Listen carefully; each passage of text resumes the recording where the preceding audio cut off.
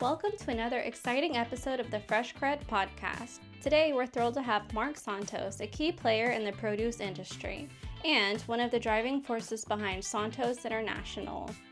Join us as we dive into the rich history of his family business, exploring their journey from a small start to a leading name in customs brokerage and cold storage. Mark's insights on industry trends, challenges, and his commitment to customer service make this an episode you won't want to miss. Hey, what happened Wednesday? Was there something that took place Wednesday?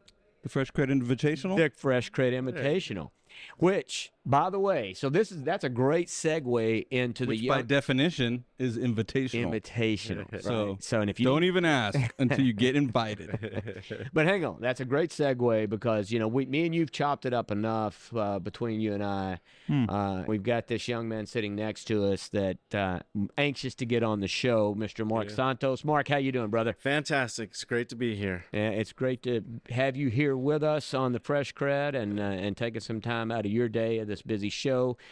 Which the segue was, you were on the invitational list. There you go. And you chose not to be there. So I thought maybe there was going to be some hurt feelings. I didn't realize. Mighty unfortunate. I did notice that I got the invitation, so that's always good. nice. So, I was trying to shut you up. I didn't want him to know that. I'm just not sure, how we handle rejects going forward. Yeah. Right? I mean, do I get an X on the list? I'm not sure we actually get to stay on them.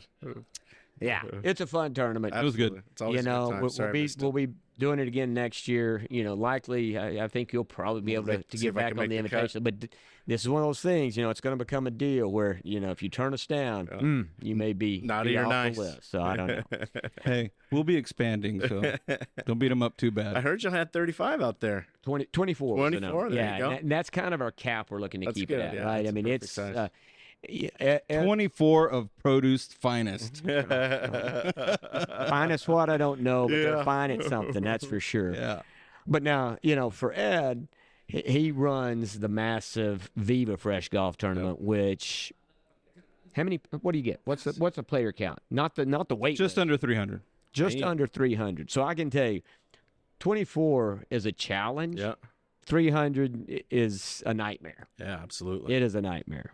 I might try herding cats just to see if there really is a comparison, because I hear people talk about herding cats. I think we should try it. And it's a challenge. 300 people, only 290 of them are probably prima donnas and want want everything the way they want it all the time. And 290 are the 290 of most important people here. Oh, the most important. Yes. That's the way it But we love them. We love them for coming out. We love the support. Well, you knocked it out of the park. Everything was fabulous. Great weather. When you have a good venue. Absolutely. Yeah. So, challenging, man. That wind was blowing one way, and it was. Oh yeah, you played, so you got there early. I remember. You obviously you came and volunteered, and but I forgot that you played afterwards. Yep. So yeah. It was challenging, huh? It was a tough one, but it was good. It was Great good. course. Well, there's a reason why they Ed did another nice job. So good job. Absolutely. Well done, Thanks. Mr. Bertaz. So, And credit very you don't know often. the amount of work that goes into it until you sit and talk to him about it. And now he'll putting it tell all you how together. much. If anybody's interested in how much work it is, just give Ed a few minutes and he'll fill you in. There you go. Hey, I think you pleased 299 people, man. Way more than what you hear. Like when I'm working at midnight on that kind of stuff, and I called you the other night on a Sunday night. You called me. I give Craig some credit, so it was. I don't know. Sunday night, Sunday I probably spent 20 hours working on this stuff. And Sunday night, I call Craig at 11:30 night. Of course, it's 2 hours earlier where he lives. Yeah, so, I was gonna say it was closer to midnight his time. I mean, that's the thing. I finally had time. So, dude, you need to go to bed. I mean, for God's sakes, I think he's only slept like a handful of hours each night. So. Either way, I do want to give props because he and I have been messing around with golf tournaments. There was a time when we worked together on this. It's pretty much just become the Ed show. Craig just gets to go up and hold the check because that's all I deserve to get to do. So don't forget you got the awards. Well, the term is they use for golf pros when they get put out to pasture is emeritus. Okay. Right. So it's head pro emeritus, teaching professional emeritus. So Craig is golf. He is co-chair emeritus. Emeritus. That's what we're going to call him. There we go. I like Yeah. it. Yeah, so that'll work. Yeah. Well, look, Ed and I both have a long-term relationship with Mark, and we could talk about a bunch of different things. Viva Fresh is great. Blessed to have you, Super friends. excited. Mark is here today to talk to us about Santos International. Santos, Mark's going to give us a little history, kind of let us know about, the family business, where it started, that kind of stuff. So Mark, I mean, certainly, again, as Ed said, very thankful for not only your sponsorship and support today and for this weekend show, but realistically, you have been behind us even from the very early start of it. You've helped us in a lot of different ways. And being part of the board and part of the steering committee, you've made sure that not only do we have a place, but you help support us get this fabulous booth set up. So thank you very much, and thanks to the Viva Fresh team, all of them that's made us be here. But tell us a little bit about Santos International. What do you guys do? How'd you get there? Well, first off, congratulations for doing this. It takes a special type of person to put together this show, and really y'all have taken it from its infancy to now really knocking it out of the park, and such a professional presentation and program y'all got on here. Thank you. So congratulations with that. I guess just a little bit about us. You had an anniversary this year. Yeah, this year we are celebrating our big 50th anniversary as a company. I tend to say a little bit, I haven't been there all those 50 years, but some days I feel like it. Being involved in the fresh produce business, and really I feel like I am in the produce business. 100%, I don't feel like I'm really any different, because we all go through the same type of things, whether you're a service provider or whether you're selling the produce or buying the produce. It's all still the same challenges throughout that you face daily. So we started out with my father, heavily focused. It started off in McAllen with my grandfather. My dad was a pharmacist at Walgreens. He was running the pharmacy there, and my grandfather called him up and he said, "Hey son, what do you think about moving back down to the valley?" And so he left his pharmacy profession in '73, and then from there, Santos International was started up with not only just him, but my mother. And my mother was actively involved in getting the business going. So my father was probably, I think we were the number 3 or 4 broker at the port of FAR, which was Hidalgo at the time. So a little bit. What is it? Your grandfather? What was the business? So he was involved in the U.S. Custom Brokerage business. Okay. Yep.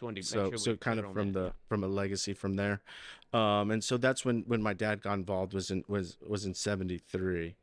And so obviously we had a heavy agricultural focus where the big things back then were cantaloupes and watermelons, a lot of bulk. I remember as a kid going into the office and all you would hear is tick, tick, tick, tick, zzz, tick, tick, tick, tick, zzz.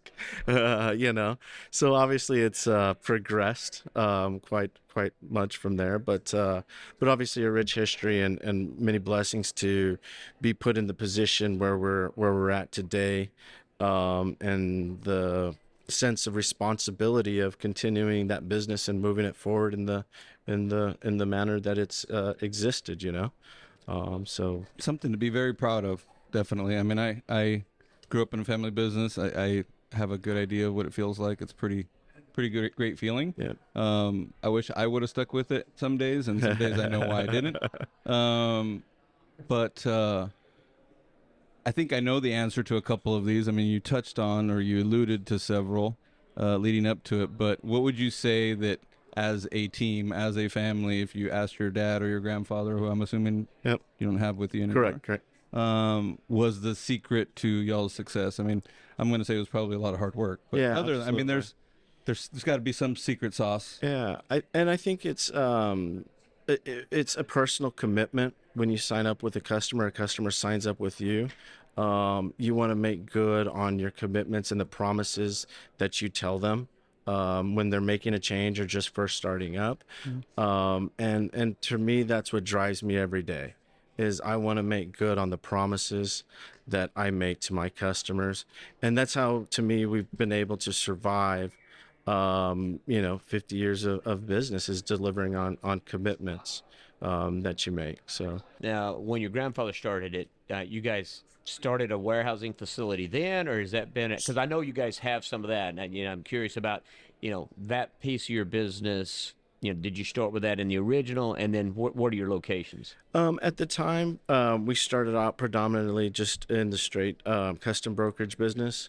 In 2010, we progressed into the cold storage business.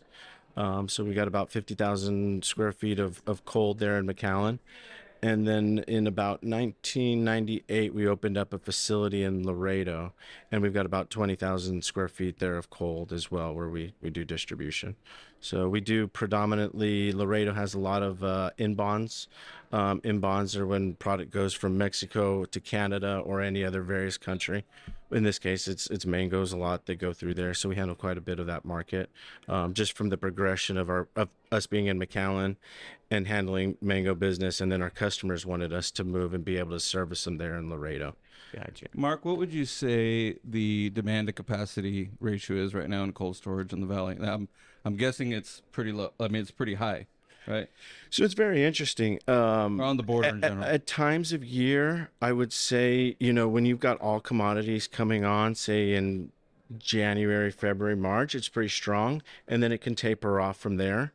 But there is a good amount of capacity right now. Really? I wouldn't say there's at a saturation cold point. storage is popping up Yeah. kind of left and right. Yep, there is. There's no doubt. There's a lot of growth, but I think we're starting to get to that plateau right now. Where I was just speaking with some of the colleagues. A lot of people have plans and paper for expansions and growth, but I think right now is maybe people are still tapping the brakes as far as.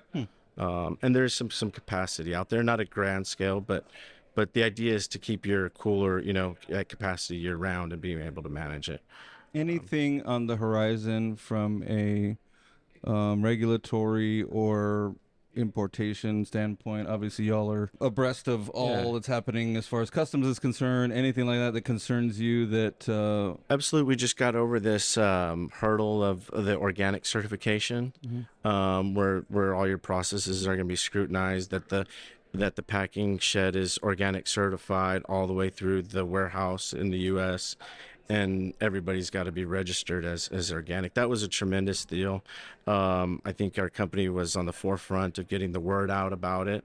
It was kind of quiet, for a while, and we really did an outstanding job of keeping our customers engaged and putting on presentations for them and so forth.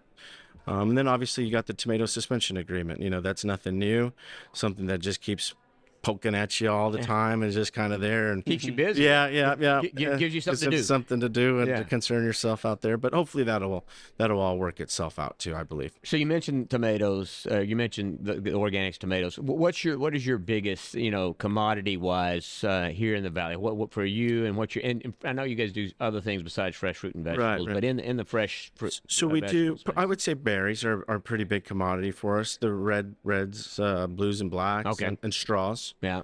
Those kind of keep us busy during the fall and winter, and then the mangoes will keep you busier during the summer. So we got a good little mixture of things. And you've seen massive growth in that berry category, correct? Surprisingly, I would say in general you're correct, but I would say this year our customers were down some as many as maybe 15 up all the way to 30% down on volume this year. Really? Yeah. Weather related? Crazy. Weather related. Yeah. I mean everybody. And all varieties? It was just wild. Especially on the berries, and you're seeing it on other commodities too. A lot of people complaining about drought. A lot of people. This peso situation is a very serious situation because they say, hey, I can send my product to the U.S. or I can leave it in Mexico and probably get paid, right on the spot. Here's my product, and you don't have to take any risk on consignment.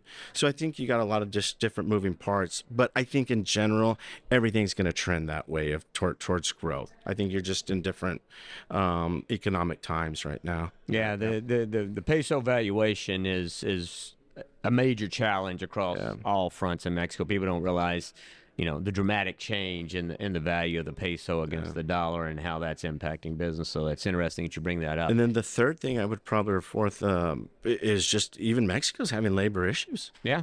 You know, For sure. Holy smokes, you know, and of course, I mean, you guys got businesses here too. Labor's a challenge, so it's just it's interesting times. Water labor, certainly both the U.S. and Mexico share in that. I don't think people realize how much challenging the labor is in Mexico for sure. You know, so I think that's what they call a symbiotic relationship. it's not what they call it. I don't think so. No, it's a relationship where two things, because of certain things, they work well together. Yeah. So we share water. It's a similar, but symbiotic. Anyway, let's don't get into that. Are you sure? I'm not a whatever the relationship is, it's not working out very well. It's not working out very well. Whatever. Yeah, it's improving. They have a similar relationship, but I don't know if you would call it symbiotic. But I don't want to get into the definition. I'm not exactly a Webster dictionary, so I could be wrong. But before we get out of here, because we are up against time, and I know you were concerned that maybe we wouldn't chew up 20 minutes, and we told you, trust me, with me. I think we should do a field trip tour to Mark's facility or one would you let us record at your place? You know what I think y'all would find fascinating is our Laredo operation. We're located out there towards the Columbia Bridge, so we bypass a lot of the traffic in Laredo. But if you haven't spent much time in Laredo, the amount of traffic truck congestion is just unreal. So the time I spent in Laredo was as a young man behind the wheel of a semi. Oh, there you go. Across the border. Now I'm sure it's worse now, but it was pretty damn bad back then. Yeah. So I think we got a real strong competitive advantage there in Laredo where we built out there. Do you remember where the Columbia Bridge is? Yeah. So there, past Mines Road. Yep. And it used to be a toll road that would take you to San Antonio, and they just opened that up and made it non-toll. And so you take a straight shot to San Antonio and up 35. Yeah. So we've just completed that project about We're going to 4 years Laredo, ago. buddy, but try to make it happen. Let's make it before it gets too hot, because there's an incredible golf course literally right I've heard about 3-4 miles from, and it really is, and you're actually playing right there on the river and everything. That's awesome. Yeah, Can you get us on there? I can get you on. I can make it happen. Max Mundell course. It's great. So wait, so like I say, want to wrap this up, but I don't want to necessarily wrap it up, but we got to wrap it up. But something I want to make sure you have a chance, kind of your elevator pitch, right? Yeah. What are the one or two things, right, for your customers, for the people that you're doing business with?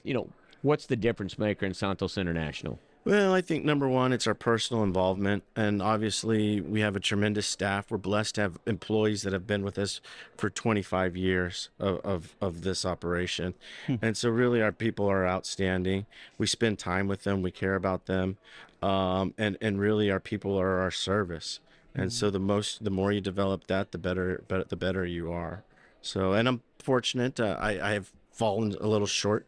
I also have some brothers that are involved in the business too, Edward and Carlos, and so it's a blessing.